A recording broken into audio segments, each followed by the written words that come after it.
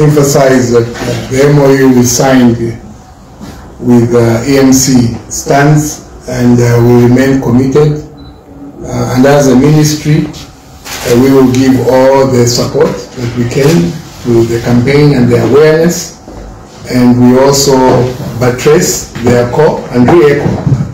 especially to the corporate world, corporate entities, that for activities such as the one they are promoting and many others that they will promote in future to do with fundraising, corporate entities ought to really support, because malaria affects all of us. And you know that when you have malaria on the hike, it means also production goes down, because many of your patients either are infected with malaria or are affected by way of family members going down with malaria and then taking away man-hours to look after their relatives owing to malaria. So it is important that we support such causes.